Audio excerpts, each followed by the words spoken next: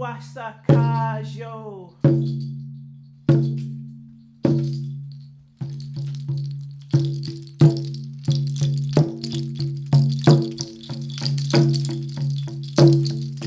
Boy Bonani. Boy Bonani. Galloway. Oh!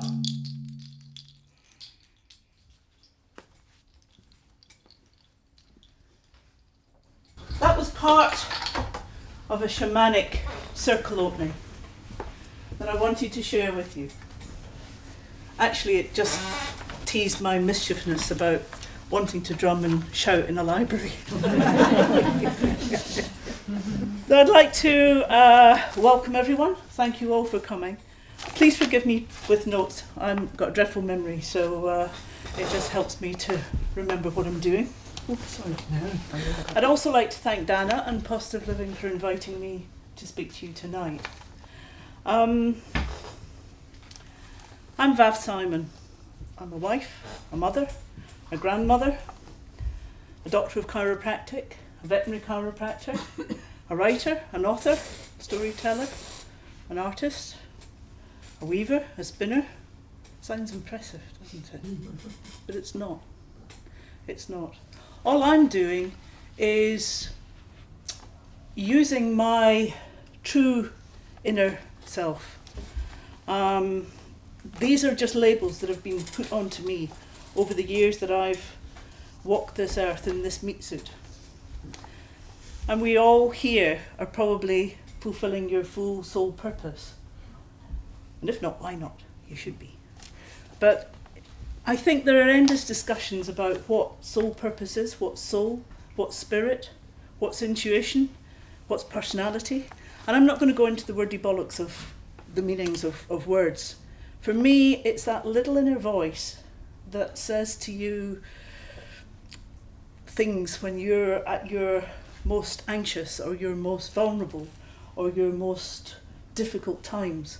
That little inner voice, some people call it higher spirit, some people call it inner consciousness, some people call it a guardian angel, but it's that little inner voice that speaks to you in your quiet moments. And I'm sure you've all listened to it at some time. We all have it. Some people are just more tuned in to paying heed than others. But it's that moment perhaps when you go to the bank and you draw cash out and the bank teller gives you 50 quid more than you've asked for, and they've only taken the amount you've asked for out of your account. Does your consciousness say, oh, I'm really sorry, you've given me 50 quid too much and give it back? Or do you think, bloody banks, they've charged me for this, they charged me for that, pay a huge mortgage and quietly slip it in your pocket? It's that little voice that says to you when you're driving along the road and you see a dead rabbit at the side of the road, which I'm sure we've all done, and then suddenly you think as you've driven past, did that just move? Do you go back and check it out? Do you go back and say, make sure it's not suffering? That's the little voice. Or it's the voice that says to the skinhead yobbo on the street with his staffy when it's baking hot day. It's the little voice that says to you, take your fucking boots off and put your feet on the pavement and see how your feet feel on that hot pavement. Maybe that's just me, I don't know. So that little voice tells you if you're on your correct path. It tells you if you're fulfilling your soul's purpose, your true inner being. And I know that's a difficult thing if your little inner being saying you should be a movie star and you're stuck on a checkout till, skint, can't pay the mortgage, can't pay your rent, struggle to feed the kids. How does that tie up?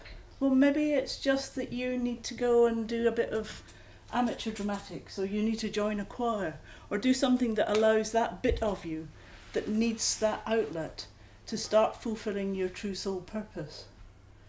And who knows, there might be a talent scout sitting somewhere that says, yeah, you're the person that needs to be in this film. So it's that little voice that tells you, if you listen, that you need to satisfy your soul's desires. And I think we all wake up and recognise that life purpose at some point in time. For some of us, it comes with the dark night of the soul through illness, sickness, a death in the family, a divorce.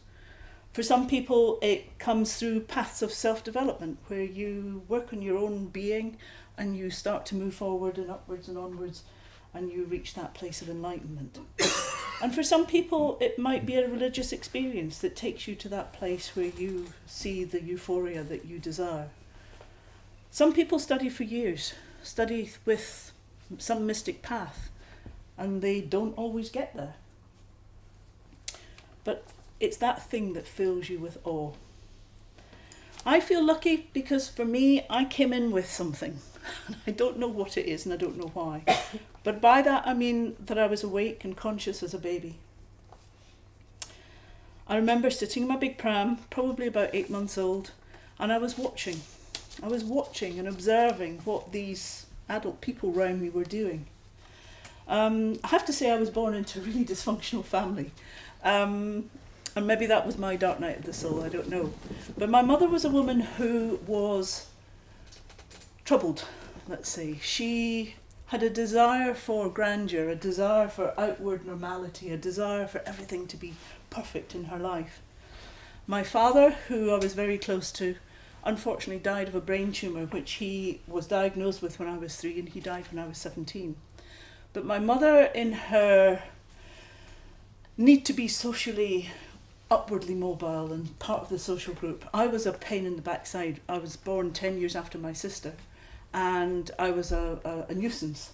I think possibly born to fulfill some need to hold on to my father, but that's another story.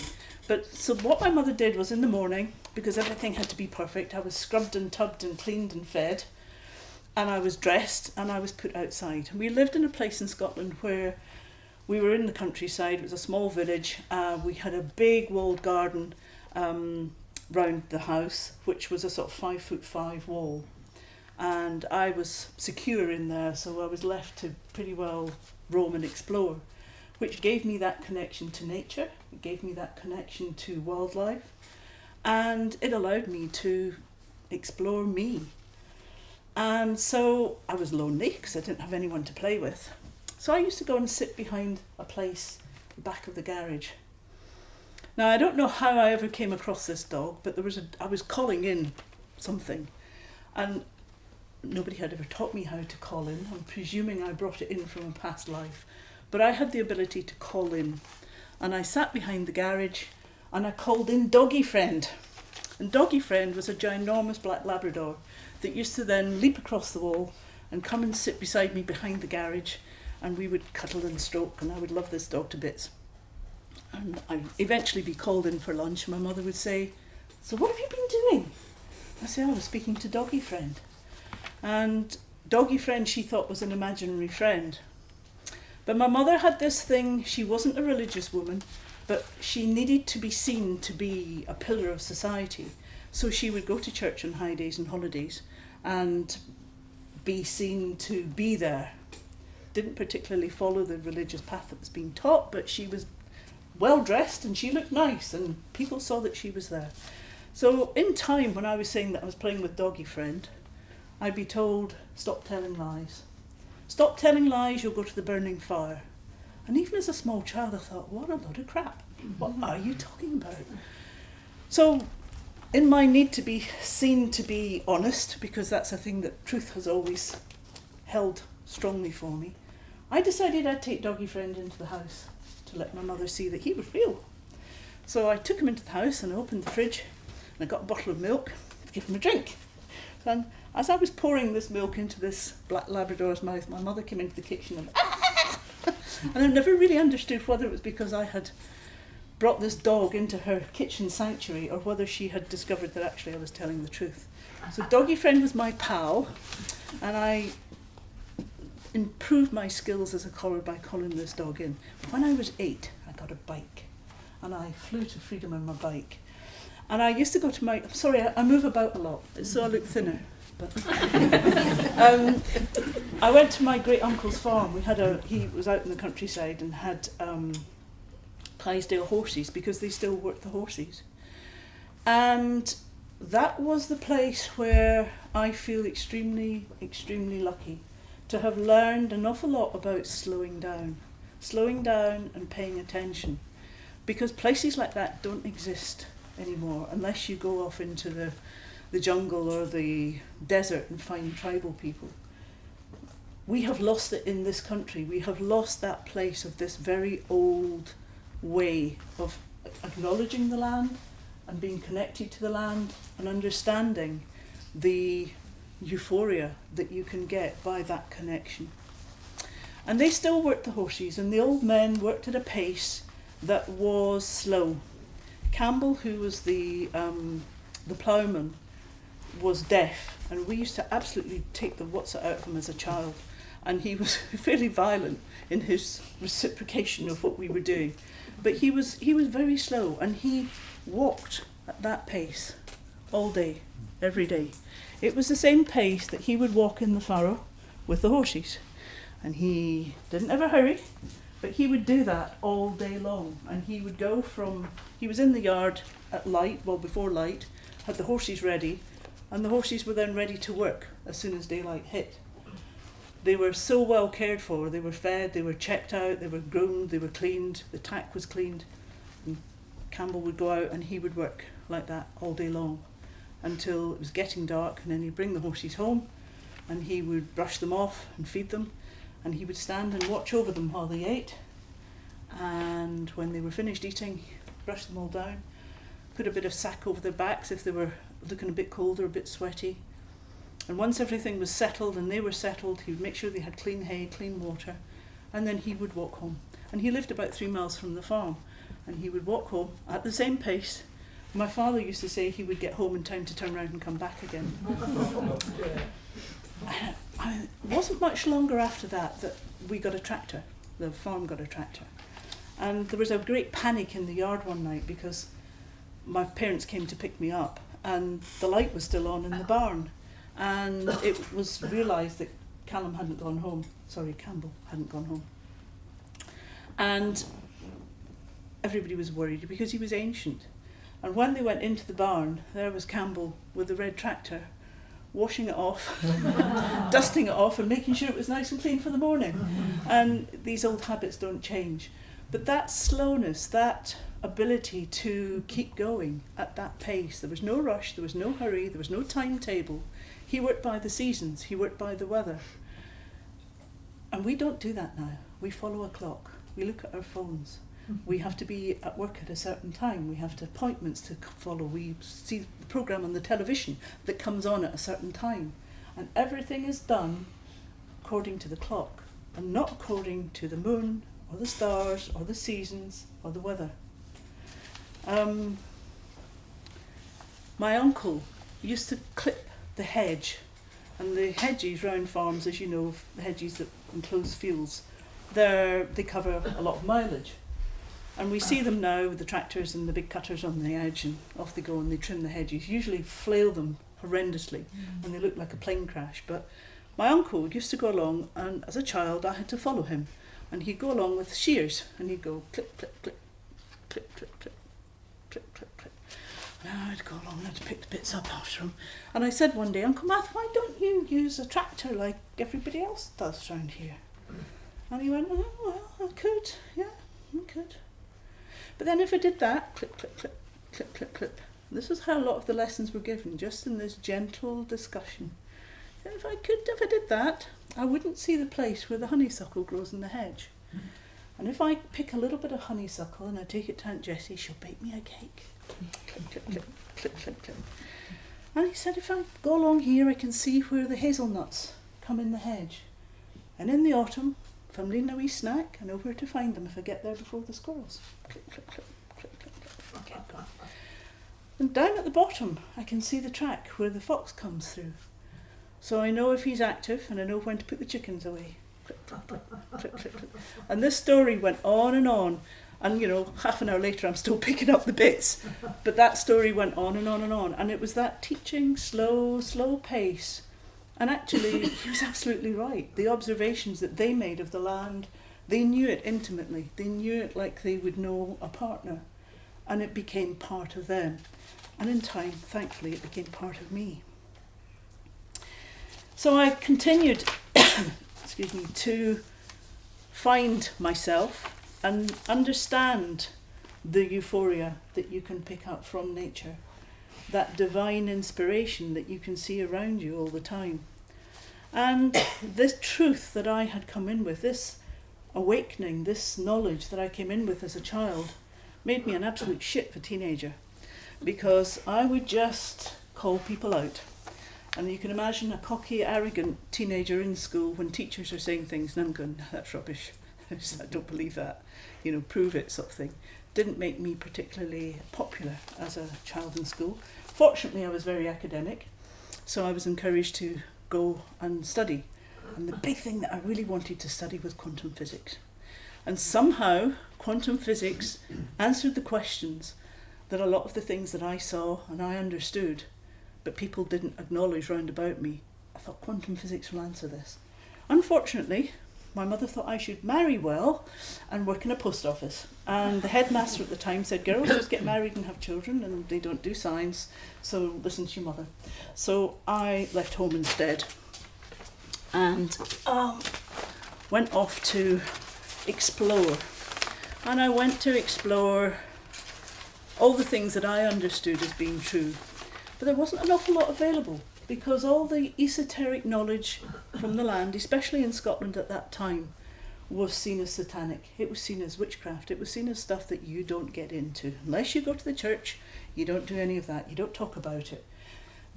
What was known as the sixth sense, and as my granny always said, she's got the way with her. And that was, my mother didn't hold with that. You just didn't talk about that. It should be something that was scrubbed clean from you, you just didn't get into that. So I would go and I would find the thing that really got my mother. Afghan coats came in fashion. Do you remember Afghan coats? I wanted an Afghan coat. So I would get on the train and I'd find myself in Edinburgh or in Glasgow and I'd find a hippie shop. And I'd go into this hippie shop and it smelt with incense and all these nice things. And I'd find these books that explained an awful lot of the things that I understood. I had to go home and roll about in the horse shit when I got into the house, because if my mother smelled incense on me, that was not good. You didn't do such things. Didn't mind me smelling of horses or farm stuff, but I wasn't allowed to smell of incense or weirdy stuff. But I found courses that were happening. And of course in those days, things were beginning to open up. The sort of hippie era was moving into inviting speakers and talkers from all over the world who would bring some of their information about some of the esoteric stuff from their countries. And at that point in time, there was an awful lot of Native Americans coming to Scotland to talk about Native American ways. Just the thing. And I thought this would give me a little bit of the truth that I wanted to learn. If I may, I'd like to read you a little extract from the book that is not complete yet, but it's a book I'm writing. But it gives you a little bit of an example of how I thought and felt at the time. I was only 16 years old, but I knew it was wrong. How could you thank a Caledonian pine tree in the Highlands of Scotland with tobacco? Tobacco had never grown here, and a pinch of golden Virginia from somebody's baccy pouch was never even sacred to the First Nations people of America. I looked around me at the mountains with the glinting ice tops and the ancient forest, so peaceful and still. Then I looked at the group of women glaring at me, their aggressive vibrations so at odds with the stillness of the day. So what are you going to give it then? Because we're all waiting for you. My middle-aged fellow students with purple hair stood with their hands on their hips and a face like a bulldog licking piss off a nettle. Behind her, the rest of the group watched on like sheep, bleating between them their approval of the bulldog and confirming that I was not part of them. Most of them were in their mid-30s and were veteran delegates who liked to let everyone know how many workshops they'd attended and who they had previously worked with. Quantity seemed more important than the quality of the teaching, and they reeled off their conquest, now won and worn on a sleeve like a guide badge. The throng of floaty skirts and jangling bracelets waited with bated breath, and the bulldog glared impatiently at me.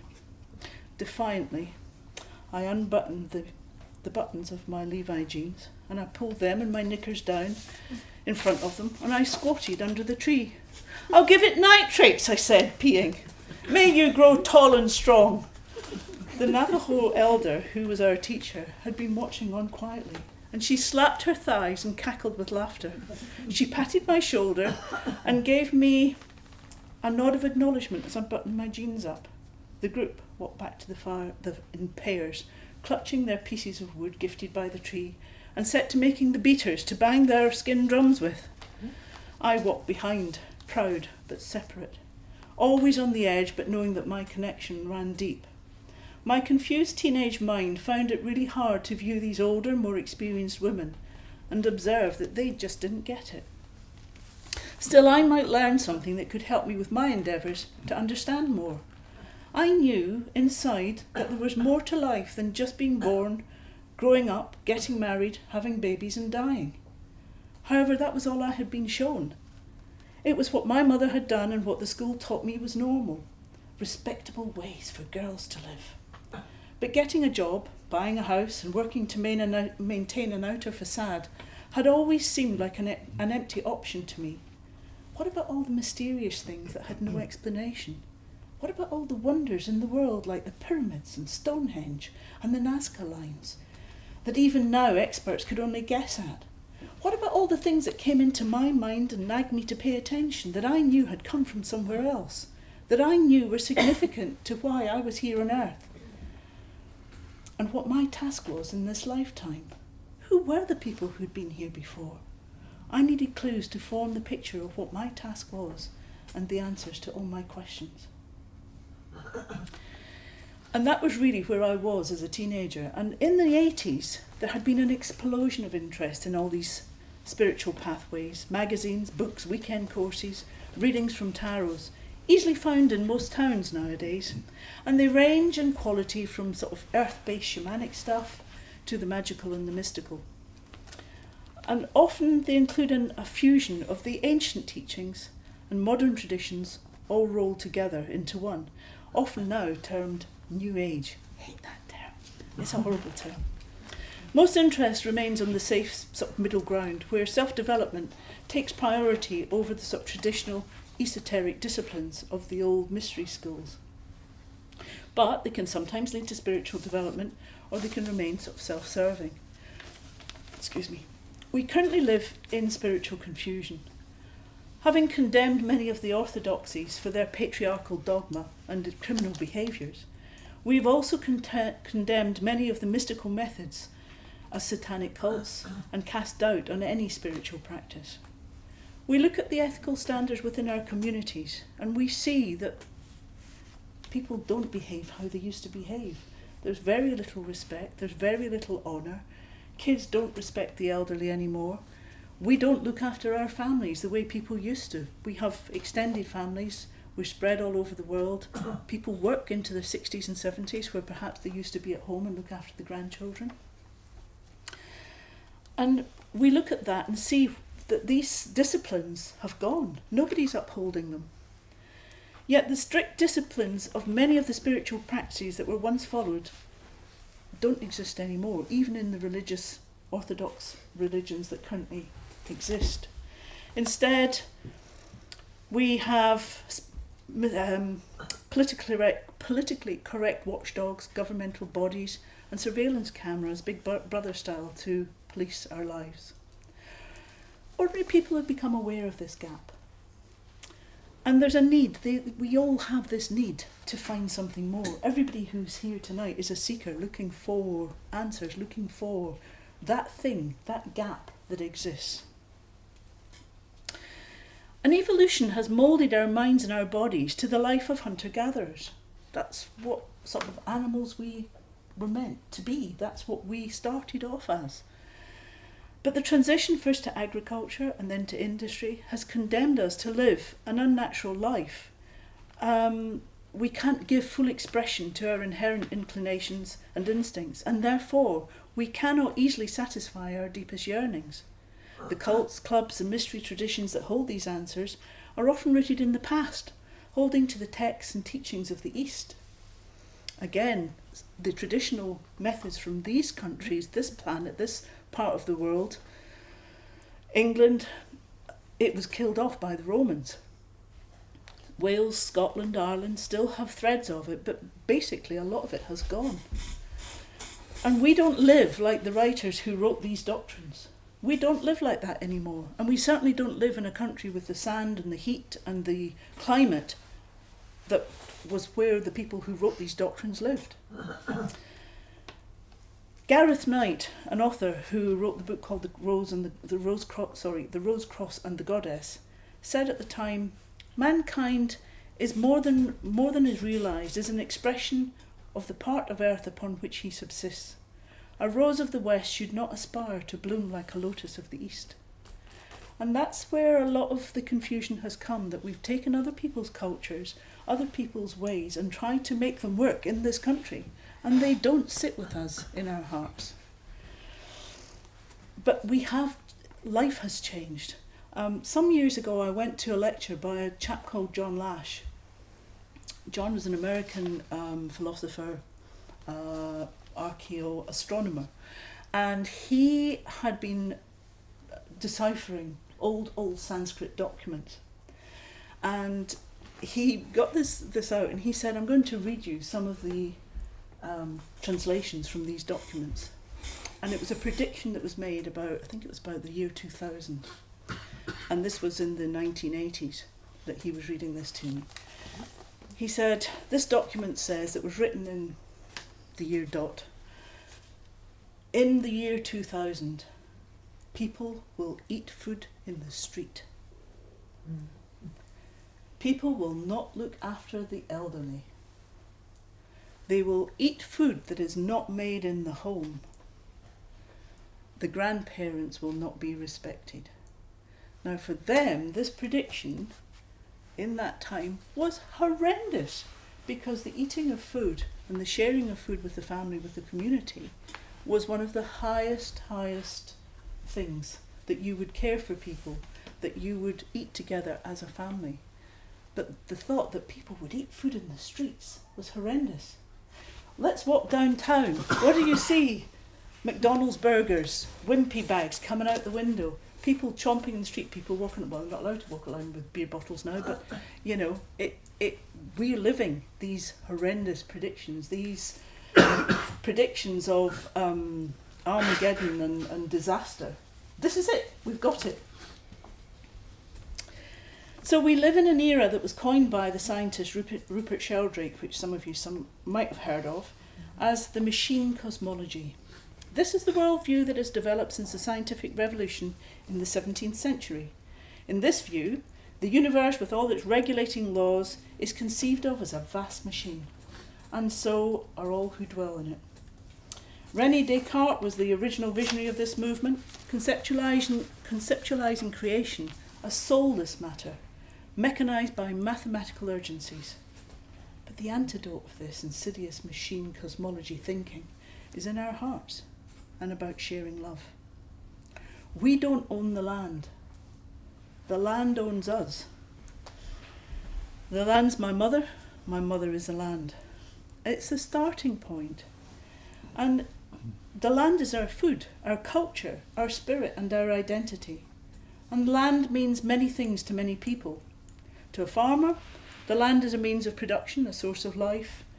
It's an economic stability. To a property developer, it's a bargaining chip and a means of financial progress and success. To modern man, it's something that we can aspire to buy. If we work really hard, we can buy a house with a bigger garden or a piece of land. But to indigenous people, it's not something you can own or trade. It's sacred. When a family member or a tribal elder dies, they return to the earth. Their spirit then inhabits the trees and the rocks round about their burial place. It's in the water, in the stones nearby. And there the tribe, the family members, will go to commune with those who have passed. They'll commune with the spirits of their ancestors. And these become sacred places. Also, the land herself has places where her energies sit close to the surface and can be felt by both humans and by other animals. And these gateways become the entrances to the inner realms. What we eat should come from the land that we live on, and as such, we become part of that land, and we are connected, body and soul, to it.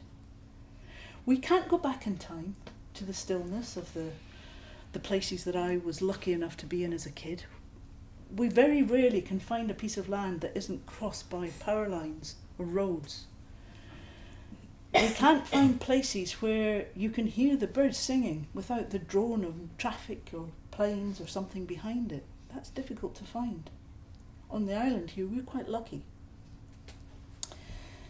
We can't live the life of the ancients, but we can bring much of their wisdom forward into this time. The knowledge and the ability to do this is held in our DNA, in our bones, just as the wisdom of the earth is held in the rocks and the bones of the earth.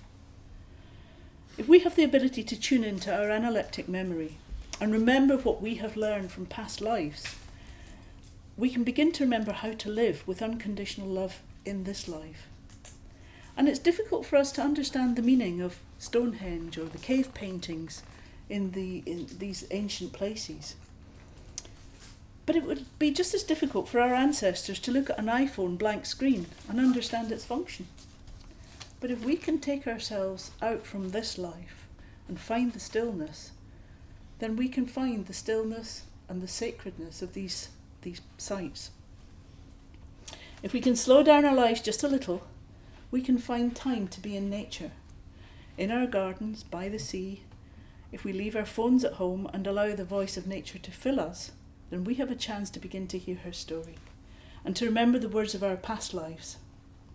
If we can grow our own veg and use herbs both in the kitchen and for medicinal purposes, we can tune into the spirit of the plant. Not just pick it ruthlessly from the ground, but actually tune into that plant as a fellow being and feel the spirit of the plant and embody some of that spirit, then we're learning the wisdom of nature. It's about treating it with the respect it deserves and gleaning the healing properties that it can teach us. With that stillness, we can find the divine euphoria in nature that we strive for years to find by attending expensive courses, workshops, and mystery schools. We have to be able to find that stillness in our hearts and our minds, as well as in our daily lives. Meditation, we've just done one, yoga and daily spiritual practice will help you to slow down and to find that mutual respect for all your relatives. By that I mean the animal, plant, rock kingdoms. We can find that love. One of my students, many moons ago, gave me this pretty dog-eared piece of paper because I've been telling them to find peace and time. I used to lecture at university, and they never had time to do anything. I didn't have time to do my homework, miss. I didn't have time to finish that assignment. You've always got time. Make the time. And I had lectured them about finding time. And when they thought they had no time at all, I'd say stop and do nothing. And they didn't get that. And then one of the girls brought me this. Some of you may be familiar with it. My daughters have heard it, so I think it's a thing that's trotted out quite regularly. It's called The Mayo Jar and the Beer. When things in your life seem almost too much to handle, when 24 hours in a day are not enough, remember the mayo jar and the beer. A professor stood before his philosophy class and began wordlessly. He picked up a very large jar, empty jar, big mayonnaise jar, and he proceeded to fill it with golf balls. Then he asked the students, "Is this jar full?" And they all said, "Yeah." He then picked up a box of pebbles and he poured them into the jar and he shook it lightly, and the pebbles rolled into the open areas between the golf balls. And he said to the students, "Is this jar full? Is it full now?" And they said, "Yeah." And he picked up a box of sand and he poured the sand into the jar and he jiggled it about and he filled up all the little gaps that the pebbles and the golf balls hadn't filled. And he said, "Is the jar full now?" And the students said, "Yes, yes." "Now," said the professor, as the laughter subsided, "I want you to recognise that this jar represents your life. The golf balls are the important things in life.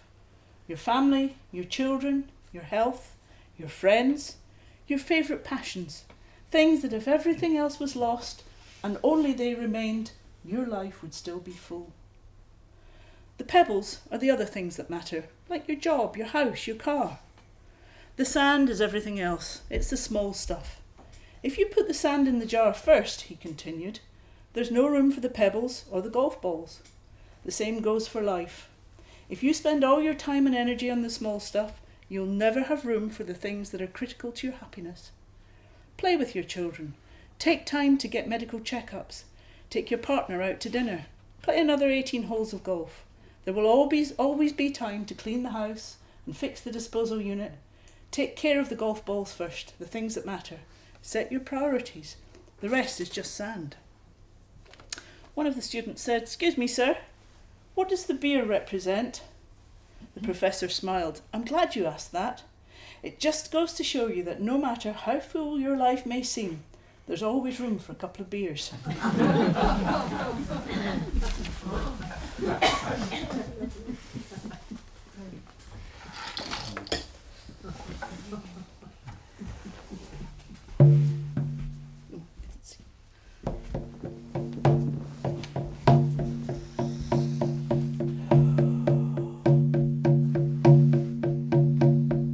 Sacred grandmothers, we thank you.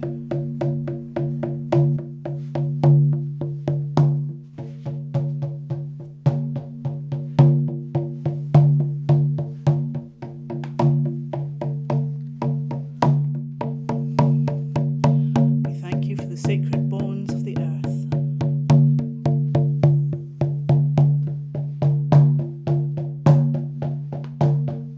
We thank you for the water that is our blood.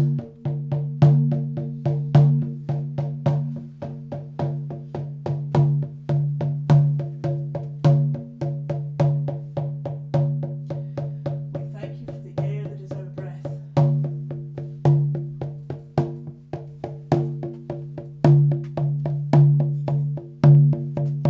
We thank you for the fire that is our spirit.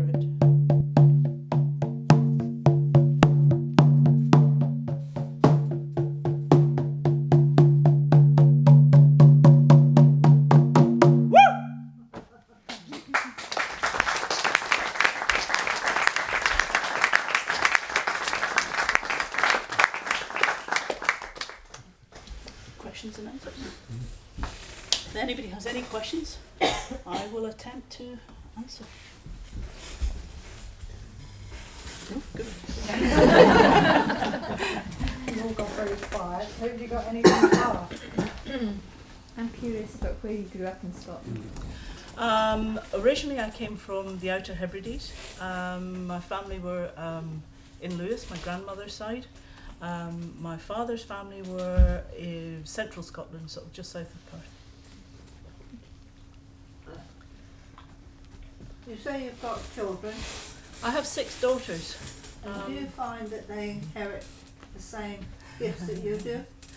Well, my kids range from, my eldest daughter is 42, my youngest daughter is 21, and I would say my elder daughters probably see me as a bit of a weird hippie. And they go, "Mother, you're doing that hippie shit again, I don't want to be part of it." All my girls have been offered the blood right ceremonies when they've hit puberty. Not all of them have taken it. The ones who refuse to take it, now as adult women wish they had. The ones who have taken it have found themselves able to deal with adulthood much more easily. But yes, so I've got 6 daughters, 6 grandchildren. My eldest grandson is 19, my youngest grandson is 9 months. Yeah, that figures. How long did you have your dog friend? My doggy friend was with me. I think my mother tried to get rid of doggy friend, and in my memory I think what happened was they'd found the source of whose dog it was and stopped him coming into the garden. I must have been with him. It's difficult because as a child I can't remember the time frame, but he was coming to me a lot of, for a long time, months I would have said, until I took him into the kitchen, and I think it freaked my mother out so much I think she put a stop to it. But I did have other animal friends that I would commune with, but yeah. We're in the kitchen. Not in the kitchen, no, sadly, no. Did take a box of kittens into the kitchen, that feature out as well. That's another story. Yeah, so. Vav, what do you see special about the islands? You're The from an islands, island. yeah, the island's energy is quite different. I came down to the Isle of Wight because my husband was working down here, and I had come from Northamptonshire, where I'd lived for quite a while before, gradually moved further and further south. What I lived on in Scotland was on granite, and the energies from granite are, it's very easy to become grounded and absolute rooted, and as I've come further south, the soil has got lighter and lighter, and of course the island is mainly chalk. And when I came down here first, it was like, oh bloody hell, all the energies were like sort of 3-4 feet off the ground, and that took quite a while for me to get my head round and understand how to work with it. I did map all the energy points on the island when I came here, and found places that I was happy to work with. Interestingly, a lot of the energy points are not where the markers are that would say that have been energy points. The energy has shifted, but on chalk it shifts so easily. So, sorry, Mark, you can ask. I'm aware it's good to listen to the ancestors and invite them in. I'm just wondering how you discern which ancestor and how one might ask to be working with someone who has interests. They might have their own interests. Absolutely. And we're Good. all different. Yeah. And, so to match what we might need at the time, but do you think of anything? It's a good question. A lot of people say that they can channel things, and I always encourage people to ask who it is they're channeling, what it is they want, because just because you can pick up an energy or you can make a contact, it doesn't mean that they're good. And you have to be very careful and discern who you're working with. Spirit energies are no different from people. You've got nice people and horrible people, and you've got nice spirit energies and horrible spirit energies. And just because they're in spirit form and making contact doesn't mean that they've got good intentions. So I think it's about discerning what you want that contact for. A lot of the ascended masters will appear to people or message to people, and I think when you go to that level, so long as you're rooted and grounded in a good place, or if you're working with someone, a teacher who's got a good sense of you, then you are probably safer. But I think when people just call in energies without really knowing what they're doing, or have the ability to ground themselves properly, it's dangerous. Do you think the dog might have called you to him or her before you called him? Quite possibly. And do you know where the doggy is now, the spirit of the doggy? No. I haven't tuned into it since. I really like that story. Thank you. My doggy friend. Still remember it. Do you realise do you recognise people that you've known, people that you've come across and you know very well, you've met them in past lives, and in fact members of your family are people you've known through eons of time? My husband, and actually in my book Old Magic, I wrote about it because I was married very young to someone else, and big mistake, really to get away from my mother. It lasted 5 seconds, but there we go. And I don't want anything to do with men. Oh, men are bastards. You get into that. And I met my husband, who actually happened to be one of my lecturers, and he's a bit older than I am. And as soon as I saw him, I knew him, and he knew me. And he was a very shy, conservative person, and I walked up to him in the coffee break and said, "Why have you got a big hole in your energy?" And he was absolutely shocked witless.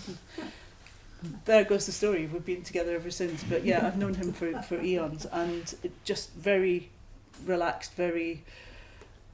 Yeah. I can't describe it. It's just, we've known each other for years and eons. But you're right, you do come across groups of people who you recognise. They're possibly in your soul group, or they're possibly people that you've worked with. But equally, you can come across people that you don't particularly like, and you don't know why you don't like them. And it may be that you've had some relationship in a different form in a different life. And I always like to speak to people like that and find out who they are, what it's all about. Difficult. You know, why do we find this difficult? Thank you. You just said something about a ritual that was offered to your daughters when they were coming Yeah. of age. Could you explain that a bit? When we were tribal peoples, the rituals were part of everyday life, and when children grew up into a tribe or a clan, they were recognised for being who they are. And so if we had a skill or we had a thing that we were particularly good at, it was encouraged, and there wasn't a standardised education like there is now. And so part of the rituals of recognition of skills was that these children would find they would be accepted into a group who were spinners or weavers, or they were drum makers, or they were cooks or hunters. They were all given acknowledgement for what they did. And the youngsters, when the children were born, children being born into a clan was a huge gift, because obviously we needed people. And so when the children reached puberty, the young men would have warrior trials, and the warrior trials were all about their strengths and their abilities and how they became skilled. But equally, it wasn't that they would all necessarily be a warrior, but they would be tested in the skills that men would do, and they would find their place, and they would find a bit like, we do egg and spoon races in primary school, but now everybody's got to win. That's bollocks. People don't win. Life's a bitch, and you find your place. And I think it's terrible that kids don't lose, because if they lose at egg and spoon, they'll find something else that they're really good at. But in tribal times, people were given that ability to test themselves, and it was the beginning of self-development, that they could test themselves and find what they were good at, find what they were bad at, and then they found their way in life. And for the girls, when they reached puberty, they had their blood rites ceremonies, and the blood rites were when they were accepted into the women's group. These ceremonies take different shapes and forms now, because we live a very different way, but I still think it's really important that these young people have an acknowledgement of when they come into adulthood, because that acknowledgement into adulthood gives them the responsibility that it's time to put the childish things to the side, it's time to stop hitting your sister with a tea towel and start using it to dry the dishes. But it's that place where it's time for them to recognise and be recognised as what they truly are. I have to say that what I've encouraged my girls to do is to go through that ceremony, and then when the next one down was going through her ceremony, older sister would be her support person. My number 5 daughter, when she was ready to have her ceremony, her older sister couldn't come. She lives on the mainland, and there's 11, 12 years between them. So next sister up, who had said she wasn't doing any of that hippie shit, she was her guide and her support. And so when she came in and helped her, and we went through a lovely ceremony, and there was 9 women who were in the circle, and the 2 girls who came in. And we did a lovely evening ceremony, and my older daughter said, "Oh, Mum, I wish I had done it. Can I do it now?" I said, "No, you're married with 2 children, it's too late." But I think it is lovely that they get the chance to do it. And sometimes if the girls don't want to do it, then what I've done is I've taken them out onto the land and done something when they've been older. So with that one, I did a mothering ceremony for her when she had her 2nd child. Excuse me. And sometimes it's just about finding the place as a woman on the land. So, thank you. One wonderful thing about shamanism, or call it what you will, is that we've got all these voices like GPs, judges, who might not be very wise. Obviously their title suggests that they've done training, a lot of training, a lot of work, but the wisdom. And these older traditions learnt to listen to where the wisdom is. And it might be in a robin that's just perched there speaking, the water dripping, where is the sun and what shadows. I mean, how you go to university, but that life university, Sure. and these ancient voices are all around us, they've not gone away. We might have to work a bit more to sit with them and invite them in and whatever. Yeah. And, I totally and I agree. love that because Mm. time disappears, and I feel we all go back to tribes. You know, whether biology says that, but the innate soul. Is there. Someone said, I don't know where this quote comes from, but if you forget to feed the spirit, it will feed on us, Mm. and that's when humanity gets ill. Mm. So if you remember to feed spirit, Yeah. the balance comes back. It's Sure. as simple as that. And you're absolutely right. I mean, education is very cheap now, and sadly, education it's all about thinking. It's not about heart space. And a lot of us need to come out of our heads and into Down our here. hearts. Yeah. In the gonads, soles of feet, even Yeah. further down, isn't Mm. it? Thank you. I concur with you. I think we all do. Can I ask, did you make your drum? Where did your Yes, your my drum is it is a Dartmoor horse. It's a horse skin drum, which I sourced in Dartmoor. Yeah, been with me a long time and seen a lot of fires. So. And this isn't the beater that was made at the. It isn't the beater that was made at in the north of Scotland. It was one that was being made since. It's a birch, and these are deer toes that I was gifted from Inuit women who I worked with some time ago. What did you call them? They're deer toes. Oh, wow. It's a deer toe rattle. So it's Wow. so they gave me the bits, and I Can't nearly get took my those on finger. Amazon then, can I? Sorry. I can't get those on Amazon. I don't know, maybe you can, I don't know. But these ones came from the Inuit women, and they've been rattled so much they're actually quite broken now because they were quite long. They sound lovely. But I nearly took my finger off drilling holes in them. Cup of tea. I've brought some flyers for a workshop that I'm doing on the 2nd of March if anybody's interested, and I've got a little calendar of things that are happening later in the year, and I've also got some books if you're interested in. Can you tell us some of the books? What the content of the books? Old Magic in Everyday Life.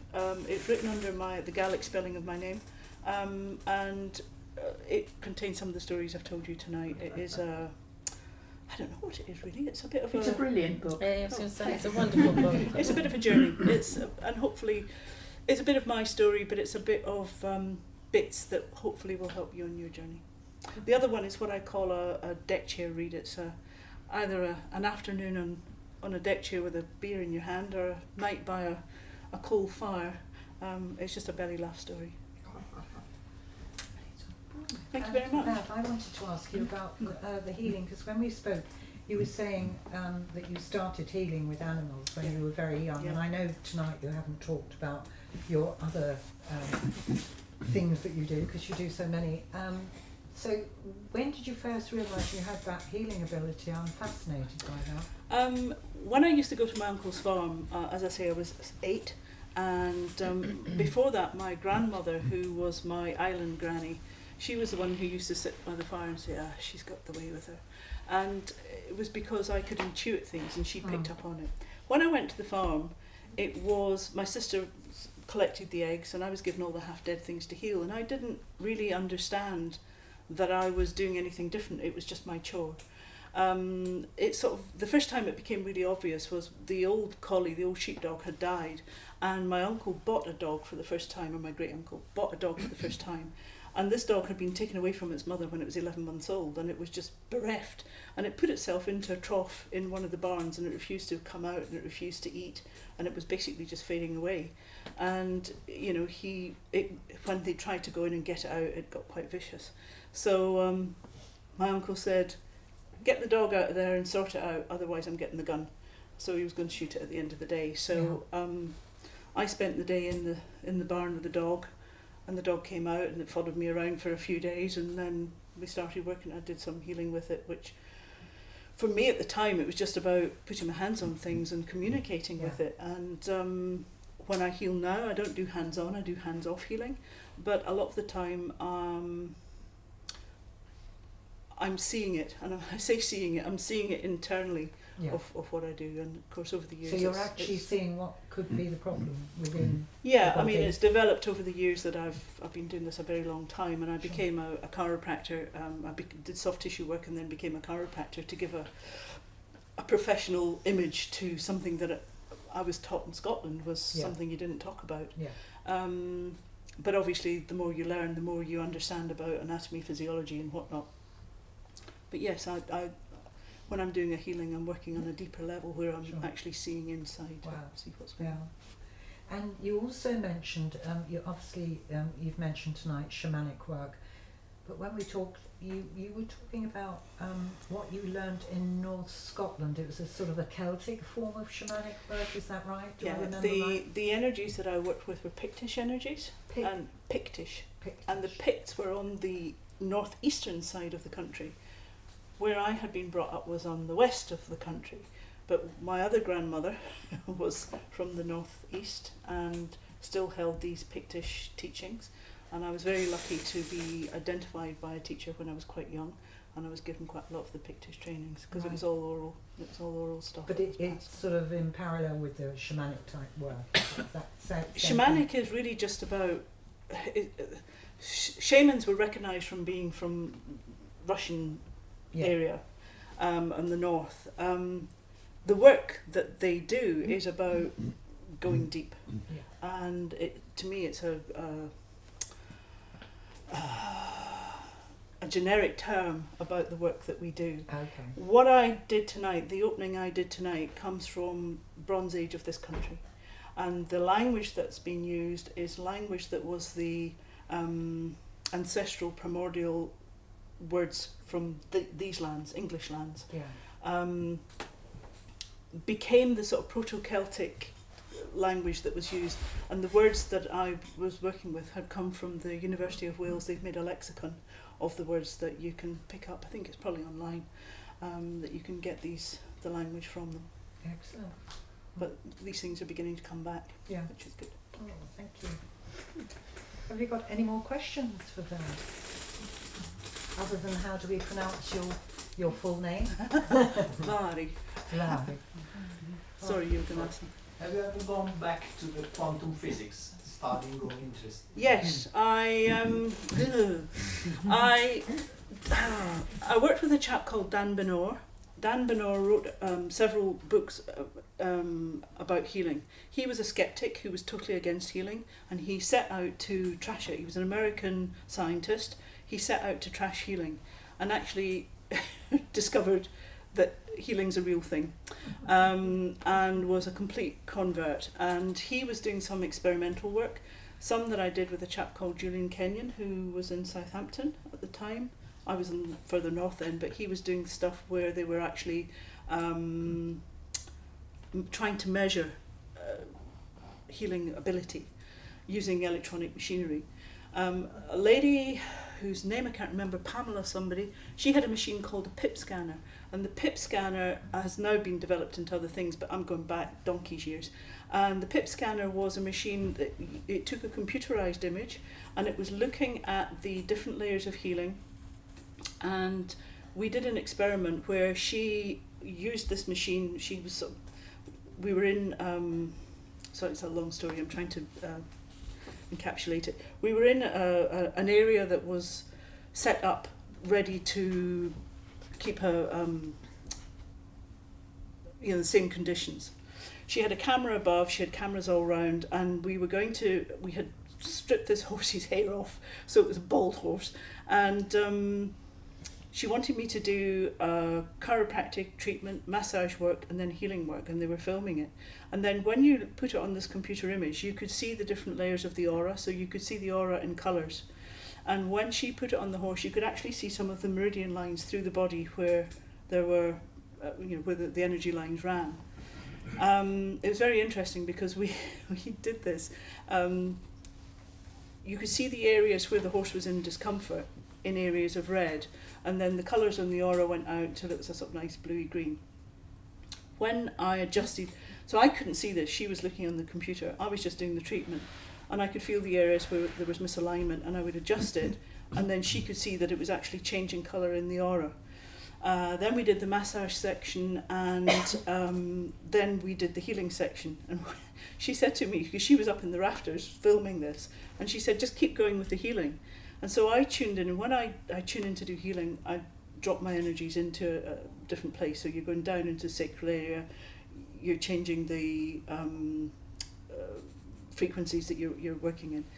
And she screamed, and I thought she'd fallen out of the rafters. And she said what she could see was like light round about me, and where my hands had been in the film when I was doing the adjustments, they could see the meridian lines around my hands. But when I started doing the healing, it looked like I was wearing silvery oven gloves. And the energies just dissipated along the horse's spine. We got it on film, and I was trying to write up this as a paper, but it was trashed because it was qualitative rather than quantitative. And so it was all held aside, and I had the pictures, I had all the photographs and the pictures until 2012 when my house was hit by lightning, and I lost it, all got wet, so I lost it all. But I mean, I think it's, you know, investigation that way has moved on tons since. I mean, I'm going back to the 1976 time, so yeah, it's all moved on tons from there. Still, you sorted that horse. Oh yeah, the horse is fine. Thank you very much. Any more questions? Well, they've already applauded, but I was going to say thank you very much to Vav Simon. I think that was a fascinating talk. I hope you all agreed with me. But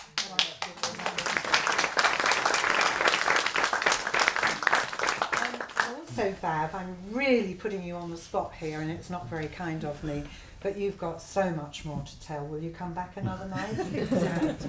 We'd love to, I'm sure we'd all love to have you back, because there's so much more, obviously, and well, like all of us, there's so much more to us, but I think you've got some more stories.